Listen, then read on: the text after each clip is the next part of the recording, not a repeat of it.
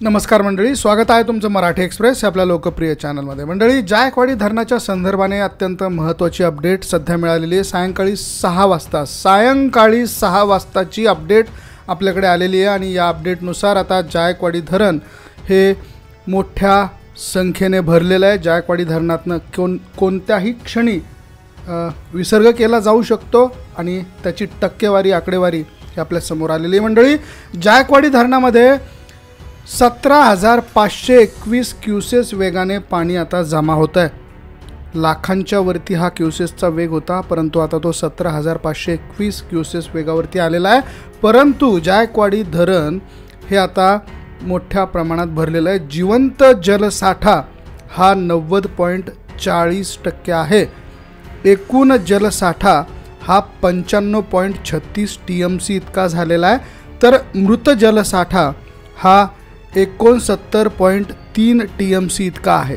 मंडळी, जायकवाडी धरण हे 102.7 TMC क्षमतेचं आहे आणि त्यामध्ये एकूण जलसाठा हा 95.36 TMC इतका झालेला आहे। तर मराठवाड्यात मागच्या 2 दिवसांमध्ये प्रचंड मोठ्या प्रमाणात पाऊस हा झालेला आहे। सगळीकडे अतिवृष्टीची नोंद सध्या येते आहे। सगळ्याच मंडळांमध्ये अतिवृष्टी झालेली आहे। साधारणतः 67 ते 70 मिलीमीटरपेक्षा जास्त पाऊस ज्या ठिकाणी पडत असेल त्या ठिकाणी अतिवृष्टी अशी घोषित केल्या जाते। प्रत्येक मंडळामध्ये 100 मिलीमीटरपेक्षा जास्तीचाच पाऊस आहे। काही मंडळांमध्ये 300 मिलीमीटर आहे, काही मंडळांमध्ये 200 आहे, काही मंडळांमध्ये 150 मिलीमीटरपर्यंतचा पाऊस आहे। त्यामुळे मराठवाड्यातल्या सगळ्याच धरणांना मोठ्या प्रमाणात जलसाठा उपलब्ध झालेला आहे आणि सगळीच धरणं मोठ्या प्रमाणात भरतात।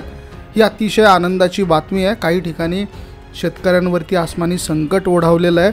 शेतकऱ्यांची पिकं ही वाहून गेलेली आहे, परंतु पूर्ण वर्षभराच्या पाण्याची सोय मात्र ह्या एका पावसाने झालेली आहे। मंडळी, ही बातमी तुम्हाला कशी वाटली आहे कमेंट करून अवश्य कळवा। आवडली असेल तर शेअर जरूर करा। बघत रहा मराठी एक्सप्रेस। धन्यवाद।